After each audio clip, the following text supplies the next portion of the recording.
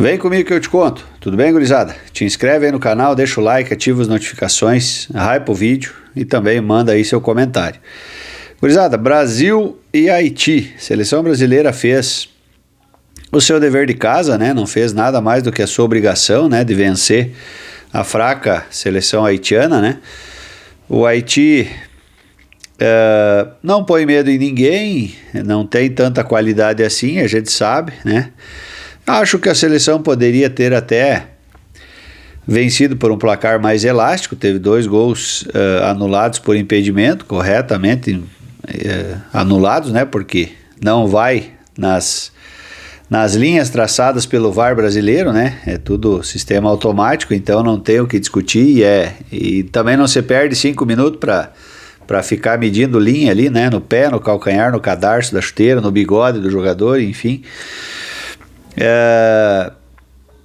Só que eu achei que o Brasil jogou muito bem no primeiro tempo, entrou com 2 modificações, né? O Igor Thiago perdeu espaço aí para o Matheus Cunha e também o lateral direito que jogou no primeiro jogo ali, o Ibanez, né? Perdeu a posição também. Então o Brasil jogou bem, jogou solto, jogou de maneira ofensiva na primeira parte, né? Acho que conseguiu construir bem as jogadas, o Vini Júnior chamando a responsabilidade, coisa que eu não digo desde a última Copa aqui no canal, porque eu não tinha canal na época, né? Mas eu já enxergava que essa Copa seria do Vini, né? Isso sem saber lá das questões físicas e técnicas e psicológicas e todas as outras do Neymar, né? Eu dizia, não, todo mundo tá falando de Neymar, mas a próxima Copa vai ser do Vini Júnior, né? Então ele tá mostrando isso, né? E também acho que para ele mesmo, né? Pessoalmente, ele precisa provar, né? Que ele vinha jogando sempre muito bem no Real Madrid e na seleção brasileira não vinha desempenhando o mesmo futebol. Eu acho que ele se perdeu um pouco o foco com aquelas, vamos dizer assim, ações que ele tomou ali meio que de ativista, enfim, né? Acho que a gente abomina de qualquer maneira, toda e qualquer maneira de preconceito, né? E o racismo é muito prejudicial, né? Para todas as nações mundiais aí, né? Do mundo inteiro, né? Mas, cara, eu acho que eles, enquanto jogadores de futebol, acho que eles não podem sair tanto das 4 linhas, né? Eles têm que tentar fazer o melhor dentro de campo, né? E eles vão ter que saber lidar com isso, né? Enfim, a gente sabe que a Espanha tem muito forte isso, né?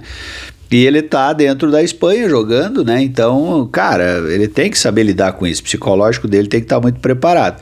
E o momento que ele deixou isso um pouco de lado e focou realmente no futebol, no que ele sabe fazer, cara, ele mudou de patamar, né? Então, eu acho que, sinceramente, essa realmente será uma Copa do Vini Júnior, né? Que vem se destacando, né? Já participou dos gols ontem, já fez gol ontem, fez gol no primeiro jogo.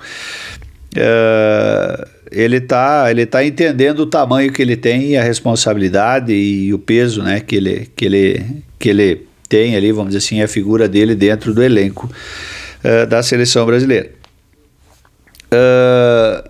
O Rafinha, cara, eu quero chamar um pouco a atenção. Não quero ser mal compreendido, mas todo mundo viu que o Rafinha não desempenhou um bom jogo no primeiro confronto lá, né? E particularmente eu acho que ele deveria ter ficado no banco nessa partida. E o Ancelotti, por convicção ou por teimosia, deixou o Rafinha como titular de novo. E a gente até comentei ontem durante o jogo aqui em casa que se o Ancelotti não faz, os deuses do futebol dão um jeito de fazer com que essa substituição fosse realizada, né? Obviamente que ninguém torce para nenhum jogador se lesionar, né? Inclusive mandamos aí todas as forças, ninguém sabe ainda a gravidade da lesão, mas particularmente falando, eu acho que a Copa acabou para o Rafinha. Ele vai continuar no elenco, porque não dá para ter mais nenhum corte, né? Não pode ser substituído.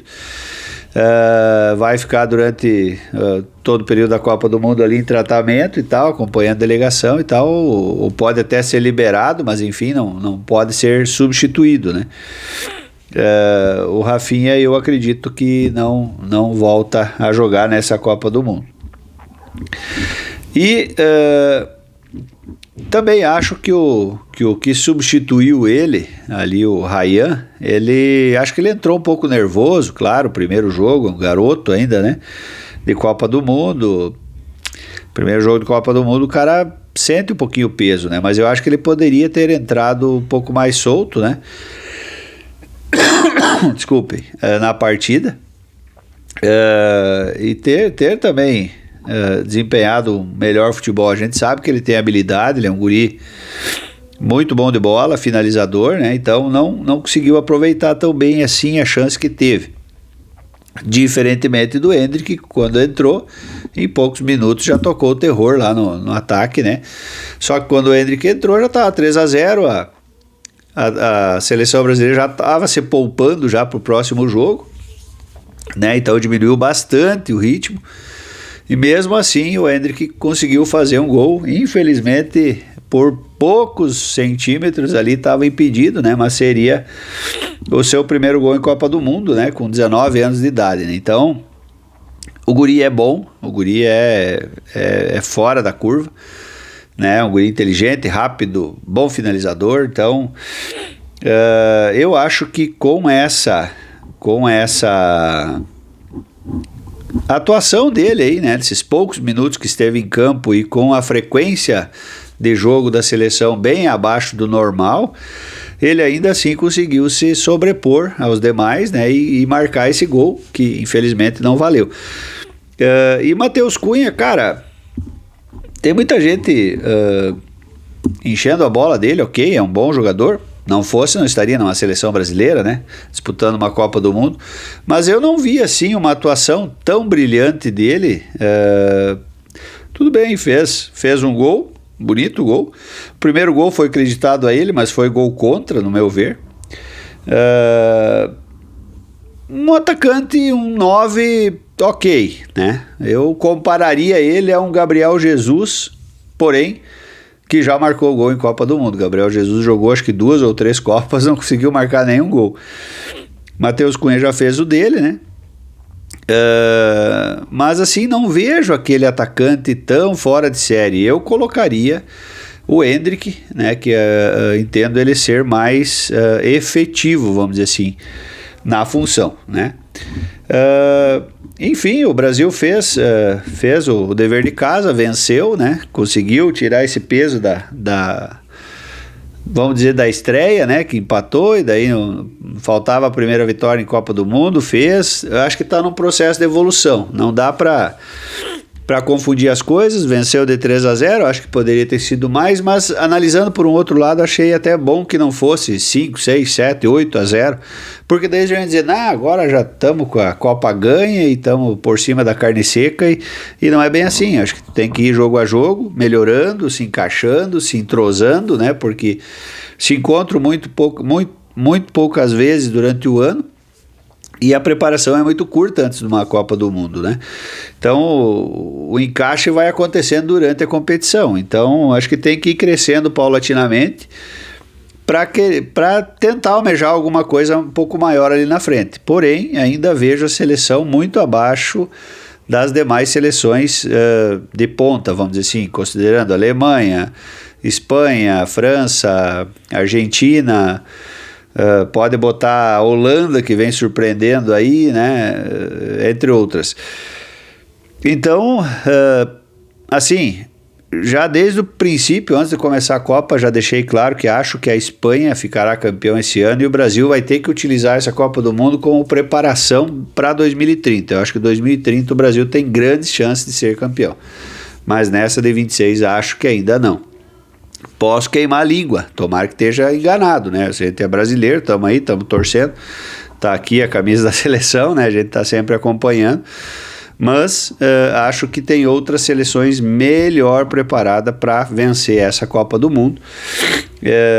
E acho que o Brasil tem que aproveitar o tempo que tiver lá para construir essa nova seleção vencedora aí para 2030.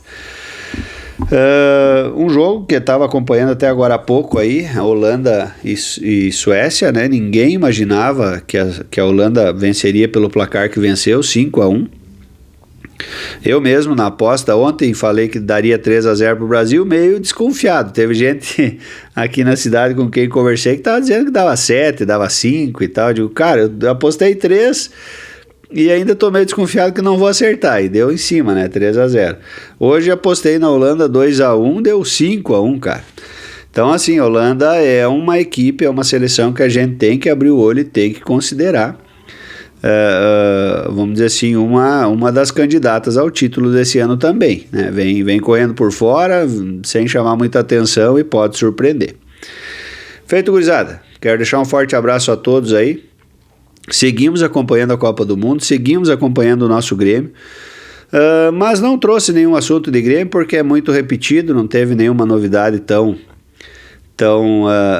fora de contexto que eu entendo que mereça ser trazido aqui. Já sabemos da lista de dispensa que o Grêmio tem, sabemos da pretensão de contratação, mas não tem nada aqui de diferente, né, nos assuntos, então a gente segue acompanhando aí. Se tiver alguma coisa relevante aí que a gente entenda que seja importante trazer, a gente trará. Feito, gurizada. Um bom final de semana a todos aí. E seguimos acompanhando a Copa do Mundo aí. Valeu, forte abraço. Tchau, tchê. Se não for inscrito, te inscreve aí e deixa o like, que para nós é muito importante.